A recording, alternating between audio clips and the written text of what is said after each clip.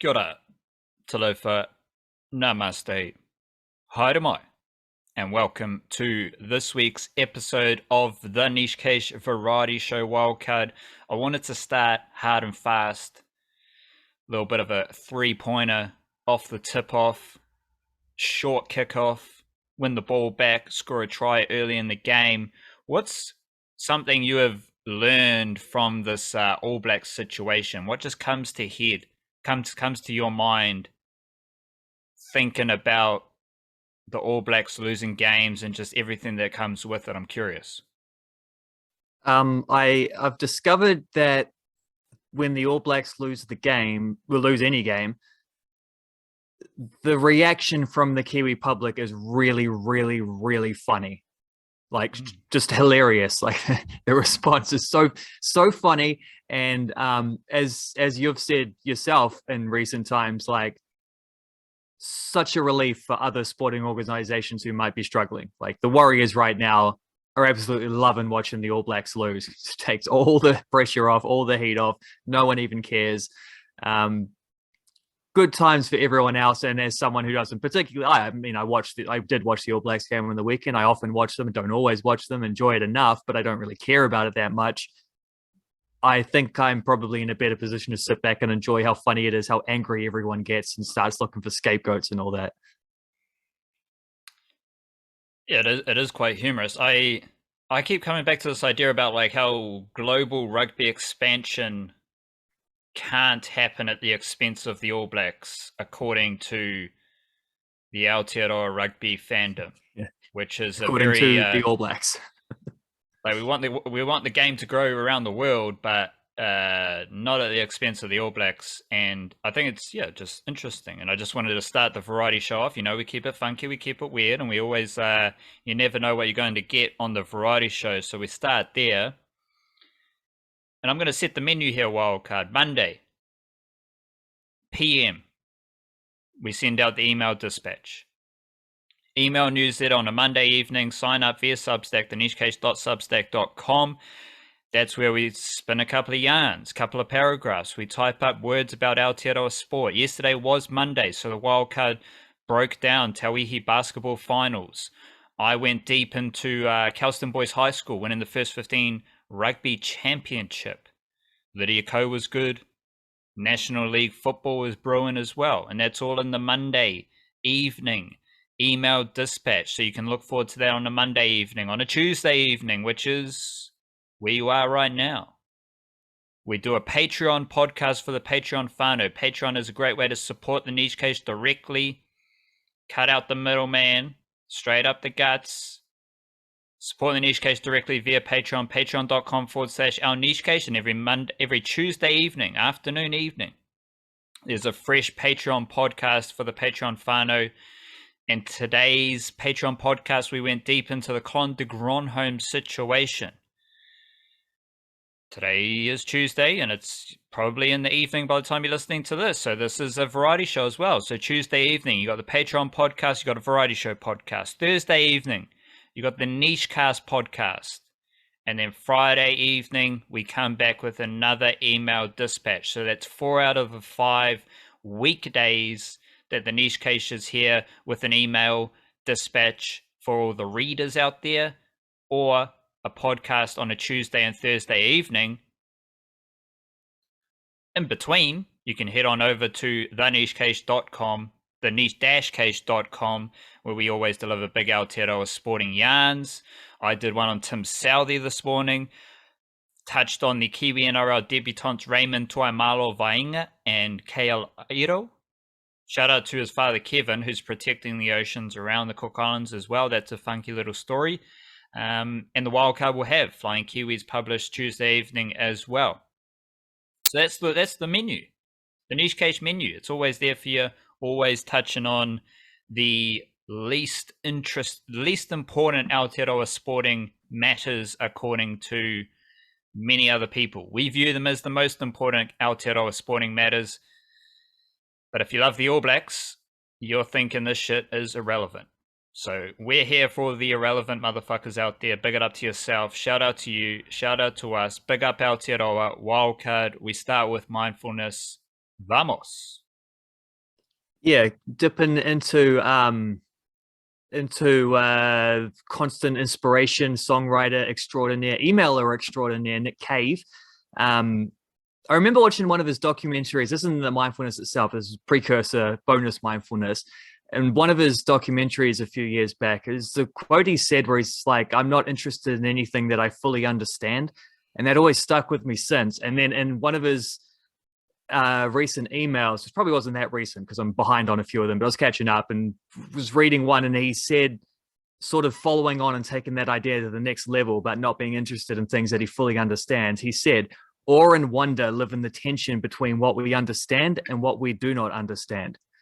And I thought, man, that's good stuff. Awe and wonder, like that's awe and wonder is kind of like the meaning of life in a way, isn't it? It's like that's kind of the aspirational thing. It's like that's what you're searching for. And he's saying it lives in the tension between what we understand and what we don't understand. So like in that gray area, which is probably where learning happens, I would imagine. Like the gray area between understanding and non-understanding is potential for learning. Bit of Shoshin. Absolutely. Are they this? Yeah, you don't get awe from something that you know well. You don't get wonder from something that you are well familiar with. And I read about Tim Sally this morning. At some point, he added the skill set, the 3/4 seam delivery to his repertoire, to his quiver. And that's a bit of Shoshin mindset right there. Like natural outswing bowler, always looking for growth, always looking for improvements, comes in with this ability to move the ball both ways. And I was thinking like, some of these, like, I don't think these athletes are in awe of their newfound skills, right? It doesn't seem like it happens, but maybe they are. Either way, they're always looking for something new growth, new improvements, and that is where most people find awe and wonderment. Well, we're definitely in awe and wonderment watching Tim Southey at like as deep into his career as he is, continue to pick up wickets, and not just like picking up wickets, but in all formats, and doing that where it's like he's had setbacks, and like there was a time where his test cricket stuff was dipping. He's been our best test bowler for the last like 5 years. There was a time when he was sort of dipping in the 2020 stuff. He's come back super strong in the last couple of years. ODI cricket, he hasn't actually been a first 11 player for the last couple of years. Well, it looks like he might be about to be one for the next couple of years as well. Like he's continually producing in all three formats, and as you say, adding skill sets to keep. Like that's awe and wonderment from our perspective for sure. Because I don't understand how he does it. I don't understand how he does the 3/4 seam, or how he gets his outswinger to work so accurately, or changing the angles on the crease. Like this is just one example, but that's kind of what that quote is getting at. I think it's like, if we knew how he did it, it wouldn't be so amazing. But being able to sit back and watch it happen, sort of knowing enough about it to know that like this is an extremely skillful thing that he's doing, but not knowing enough to know about it to be like this is an attainably skillful thing that he's doing. That's that same space, isn't it, between knowing and between understanding and not understanding. Jump up on the pedestal, get your microphone out, and shout out your leading hot take segment extravaganza to start us off. Yeah, here's what I've got. Leading hot take extravaganza is that Chris Wood, All White's top ever goal scorer, is about to have his Steven Adams versus Minnesota in the playoffs moment. So the Woodsman knew what he was getting into when he signed for Newcastle United. No dramas there. Callum Wilson was already the incumbent. He was injured. As soon as he came back to fitness, Wood was going to drop back into a backup role. That's fine. He knew what he was settling into. Injuries to Callum Wilson, a notoriously injury-prone striker, were always going to mean still getting decent opportunities along the way. Nothing to worry about from that perspective. Certainly not for a guy who had 6 months at the end of last season to earn the respect of his teammates and the trust of his coach with his selfless performances. That's exactly what he did just last week. Kieran Trippier, England international right back who plays for Newcastle, signed a similar time to Chris Wood. said to like media in an aftermatch thing, basically Chris Wood's performances were a crucial part of how the club turned themselves around from being in the relegation zone when Chris Wood signed to finishing the table in, finishing the season in mid-table comfort. Hold on. Sorry. Mid-table comfort is what we're now calling the Warriors zone. Mid-table comfort being anywhere above the bottom 2 spots in the NRL. Yeah, good. That's it. Because they've never finished last, never got a wooden spoon. The lack of depth up front for Newcastle United and Wilson's injury history did always, and as I say this, should point out Callum Wilson currently out indefinitely with a hamstring injury. So like that's a big part of the factor. Is it's not just that he's injury prone; he's literally injured right now. That's how injury prone he is. But yeah, that combined with the lack of depth was always going to mean that a cashed up Newcastle team were going to sign another forward at some point during this transfer window. But Eddie Howe's been patient with how he's doing this Newcastle project. Like they don't want to run before they can walk. And the plan seemed to be, let's sign a versatile young forward, someone who can play across the front three, get immediate minutes as a winger probably, maybe develop into a centre forward down the line, hopefully after Chris Wood left. Hugo Ekitike and João Pedro were the 2 guys that they were closest to going after. That was all good for Wood. Like, that's fine. In his case, a young striker who's going to develop underneath him and also can play in other positions is really no threat to him. He's still going to be the veteran they turn to last 20 minutes of the game, trying to save a point against Manchester City, as was the case on the weekend.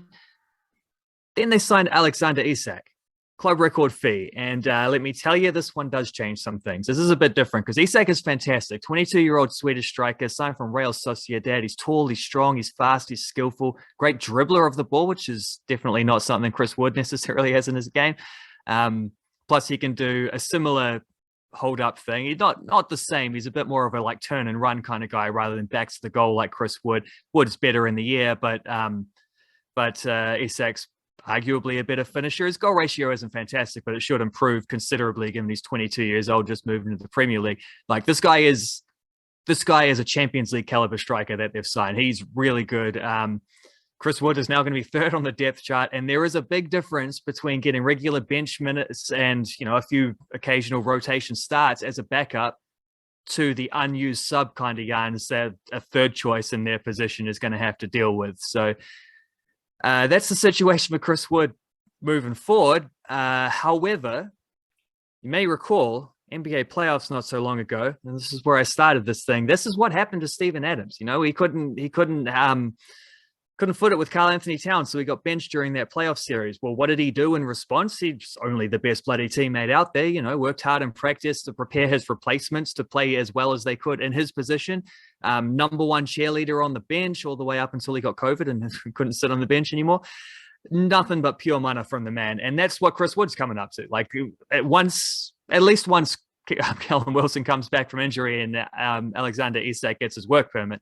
In the meantime, there might be a very small window. He did get the start against Wolves on the weekend. So, but once that happens, drops back to 3rd string on the thing, he's going to have to do what Steven Adams did for that Minnesota series. And you know what? I'm pretty confident that he's going to do exactly the same thing as Steve-O did. No sulking, no dramas, just pure mana. Pure mana is where I open the door to the top 5 Aotearoa athletes. Well, just athletes that I'm loving right now. Top 5. We got Lydia Ko, top spot. Bring up a statistic to reinforce this with Lydia Ko. 2nd, I got Joseph Tapine, currently leading the Canberra Raiders to finals glory in the NRL. Also, first in post-contact meters, top 5 in offloads, as we discussed last week. 3rd spot, we got Sophie Devine. Best White Ferns player at the World Cup. Best White Ferns player at the Commonwealth Games. One of the best female cricketers in the world. Absolute monster. Sophie Devine, 3rd.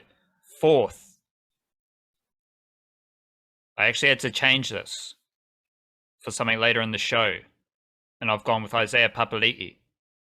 I'm loving the mahi of Isaiah Papali'i with the Eels. He was judged the best back rower in the NRL last season.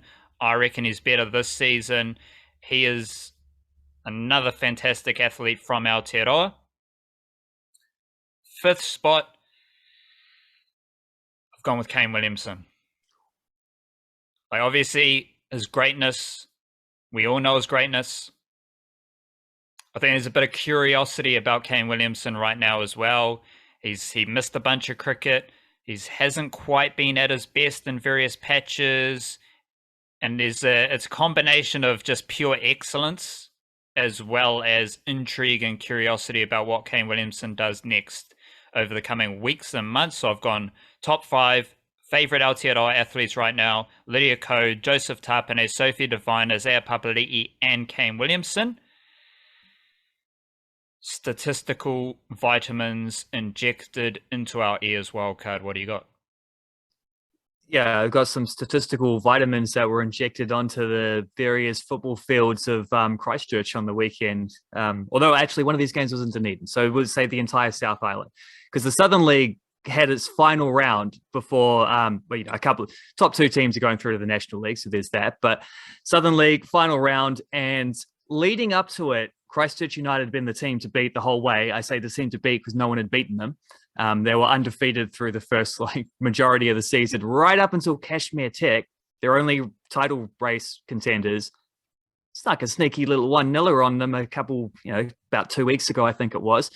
That meant that going into the final round of the season, Kashmir Technical were on 46 points. Christchurch United were on 46 points, identical records.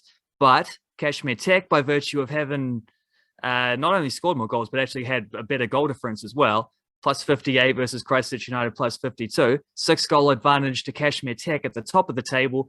However, they were playing a pretty tough game away to Dunedin City Royals, whereas Christchurch United were away to Mosgiel, the bottom team on the table. So definitely all sorts of opportunity, all sorts of windows open there for all sorts of outcomes in this title race. And basically what we got is an incredible 90 minutes. The 2 games kicking off simultaneously were just like calculators out the whole time, because goals were constantly being scored. And then the leading team was swapping one over another, back to the other. Christchurch United scored 2 goals inside the first 10 minutes, so they were up nice and early against Mosgiel. Kashi Tech took until the 24th minute to take the lead against Dunedin City, but then they conceded before half-time. So they were 1-1 at half-time. Meanwhile, Christchurch United added another 3 goals, 5-0 up at halftime. So not only did Kashmir Tech have to find another goal to get the win, to overtake Christchurch United again, but the rate that Christchurch United was scoring is that goal difference might come into a swing as well. Took until the 58th minute for Kashi Tech to score again, but then they scored straight after. So 62 minutes on the clock, they're up 3-1.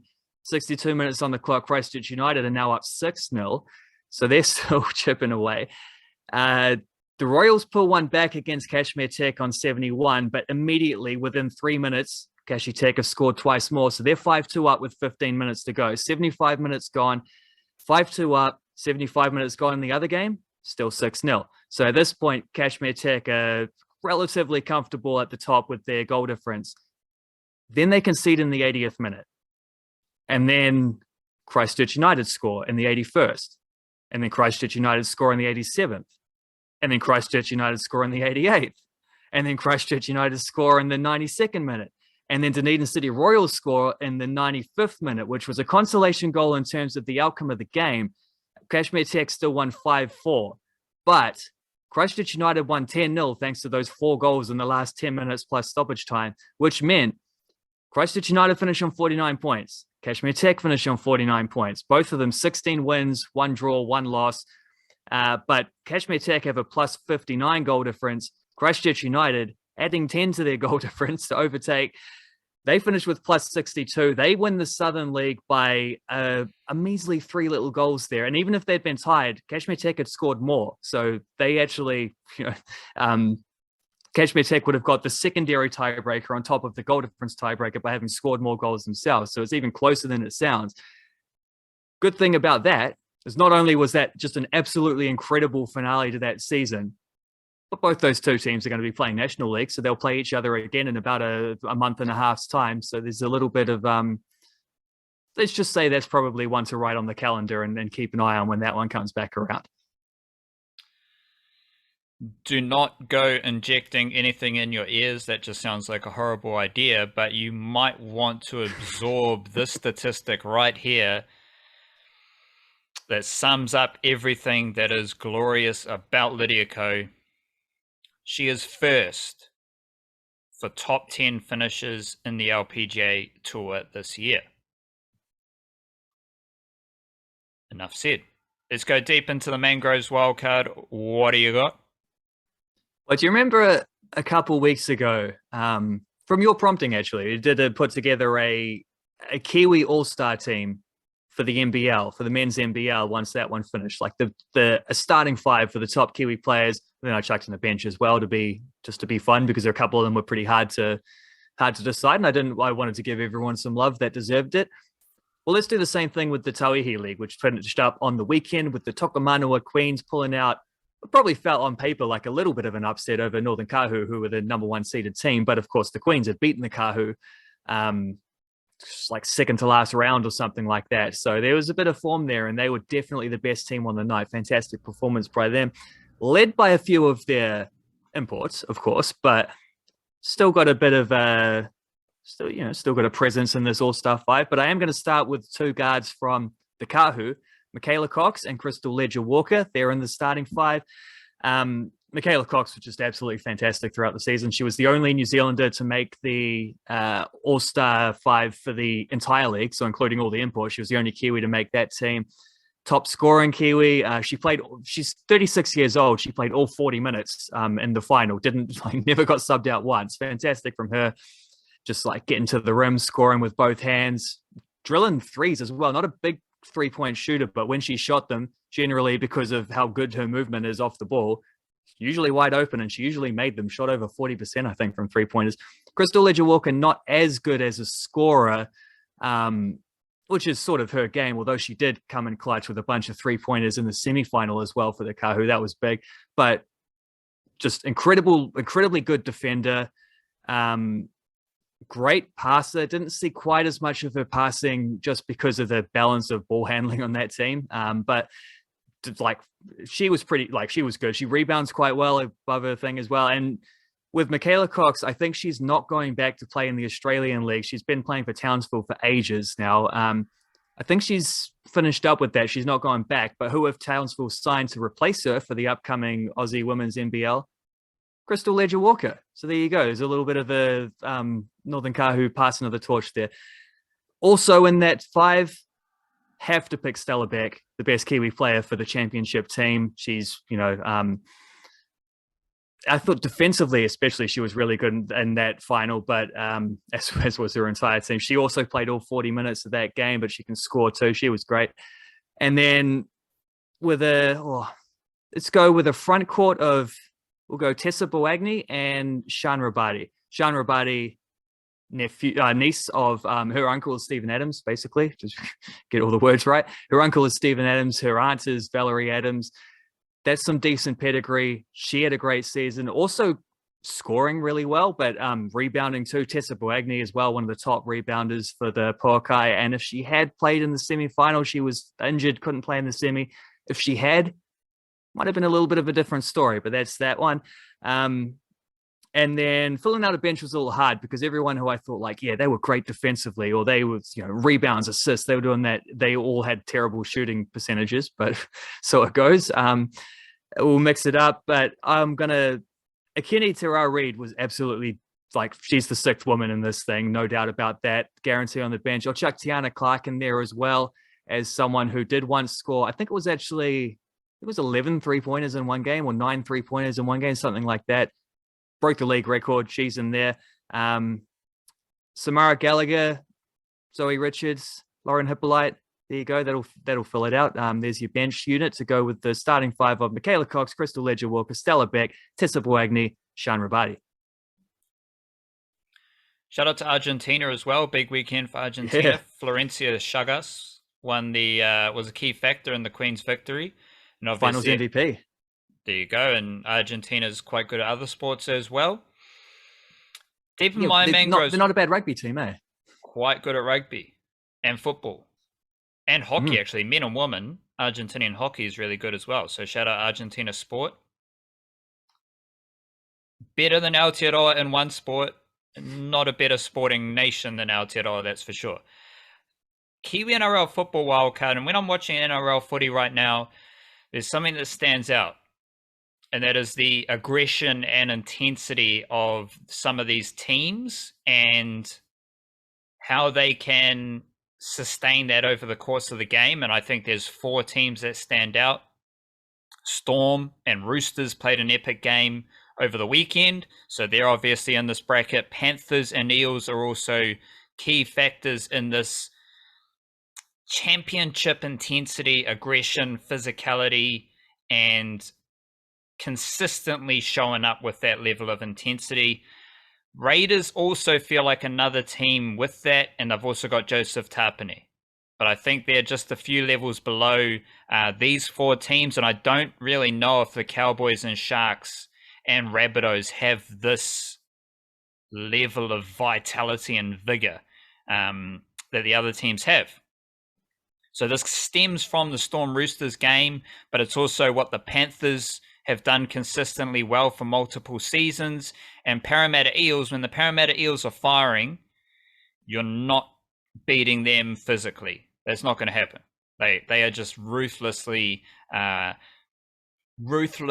robust, is a good way to say that. What do these 4 teams have in common? Forwards from Aotearoa. And forgive me, wildcard, for my Kiwi-NRL bias, but I think the aggression, intensity, physicality, and vigor comes from the players from Aotearoa. Jared Waerea-Hargreaves, for example, against the Storm team with Jesse Bromwich, Brandon Smith, Nelson Asofa-Solomona, Kenny Bromwich, and any other game, Jared Waerea-Hargreaves can be, and usually is, the alpha dog on a field full of alpha dogs, trying to hurt each other, physically, maybe mentally and spiritually. Who knows? Some voodoo magic might happen. I don't know. But that is to say that in any of these games, Jared Waerea-Hargreaves is the alpha Donny on the field. That Roosters pack also has Siosiawa Tokiaho, Aotearoa Scorpions coming back into footy, and he's pretty good as well. Storm, as I said, Jesse Bromwich, OG Kolmatua, Brandon Smith, Nelson Asofa-Solomona. If you're trying to beat the Storm, you got to be more physical and more intense than those lads. Good luck. Because right now, only Waerea-Hargreaves is the alpha dog on a team against Asofa-Solomona, Brandon Smith, Jesse Bromwich, and Kenny Bromwich.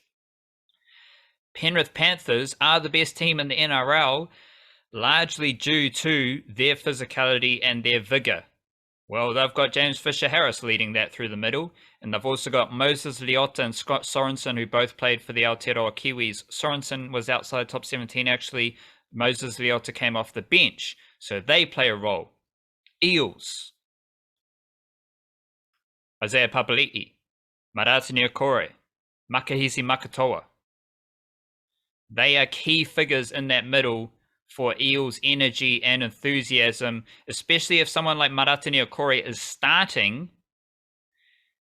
I think the Eels are a better team with him starting at lock, and then someone like Ryan Madison coming off the bench with a bit more skill, a bit more energy, a bit more flair. But if the Eels are starting these games with Niokore in the middle,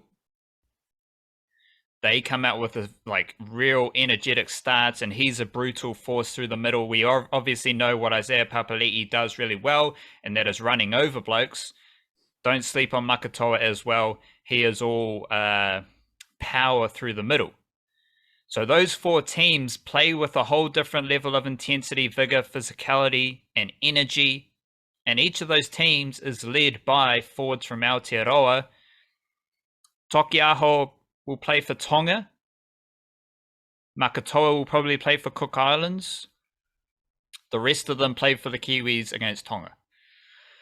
So maybe the best forwards in the NRL, the best forwards in the world, are from Aotearoa. Who knows? Question time here, wildcard. Just quickly, based on the Kelston Boys High School, they won First 15 in Auckland, the Auckland competition. They are back-to-back First 15 champions in Auckland. The national secondaries, a lot of secondary schools tournaments are being played right now, generally. But the National Secondary Schools Rugby League tournament is also being held this week, and we had the pandemic. There was a measles outbreak in 2019, so that year there was no tournament. The last National Secondary Schools tournament, the league, was held in 2018. Kelston Boys High School won that tournament as well. That leads me to believe that Kelston Boys High School is the best footy school, rugby league, rugby union school in Aotearoa.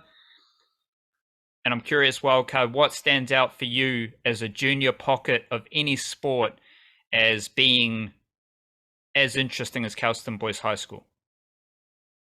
Oh, that's got to be just like based on the sports that I cover and deep enough to know about this stuff.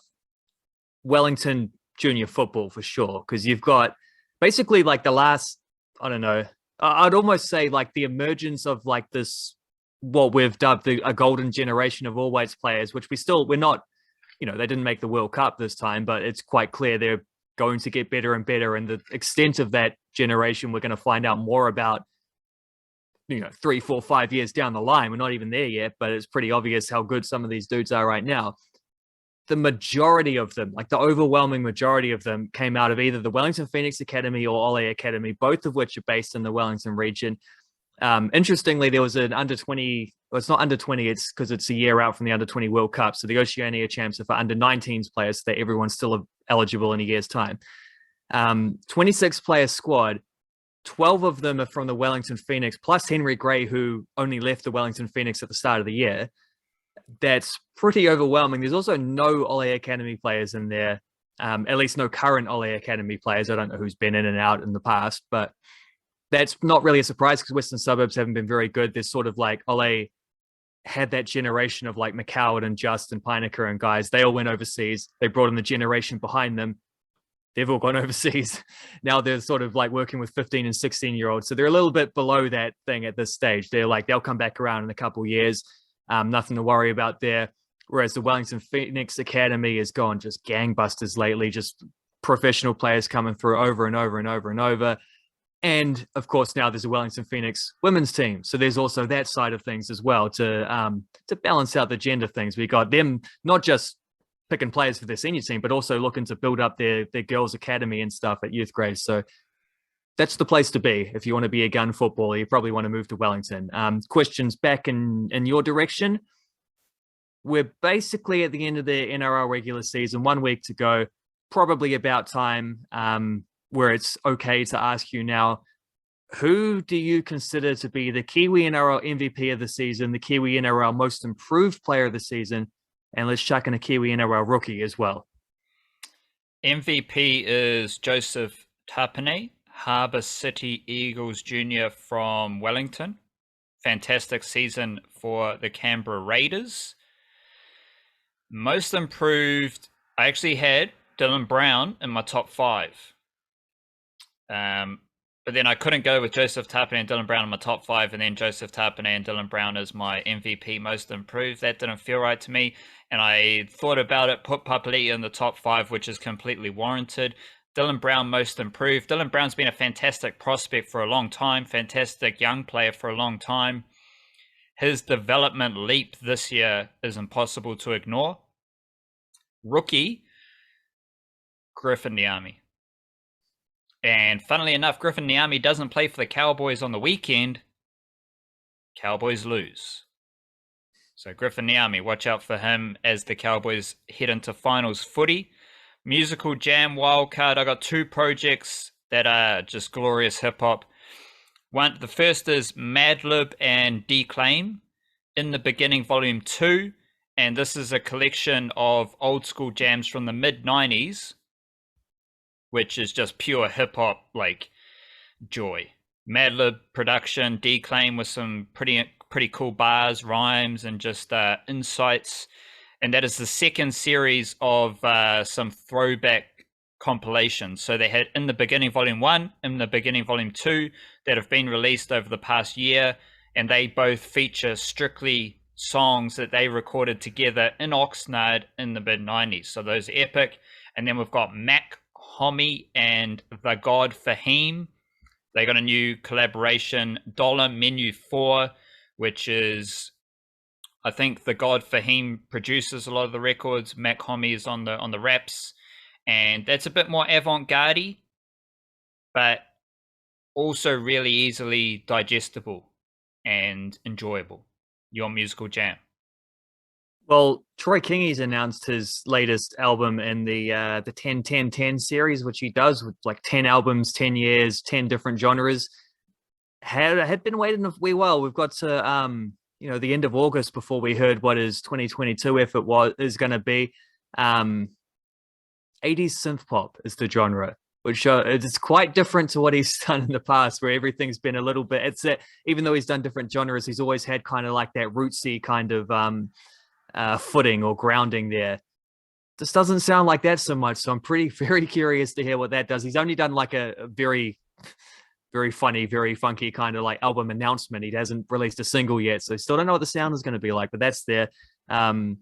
Album by Kiwi band as well, Recitals, which is, I guess you'd probably call it like alternative rock. I don't really know though. Like it's a very eclectic album, like from song to song, it's just quite different sounds. That's on Flying Nun Records as well. So I think it's the first Flying Nun thing we've had since the Oldest Harding album a couple months ago. So they've been on a bit of a hot tear, the old classic Kiwi record label there. I'll tell you what else. I didn't write it down, but while I'm on the topic of Kiwi albums, Brett McKenzie from Flight of the Conchords has put out a solo album, which I haven't heard yet, but I did actually quite like the singles. I think it's called like Songs Without Jokes or something like that. But the songs were not overtly funny, but still kind of like whimsical in his sort of way. So it's not like they're fully serious. It actually sounded really cool. So I want to hear the rest of that. And I've also been listening to the Wet Leg album that came out at the start of the year again, because I saw them on Nadwa.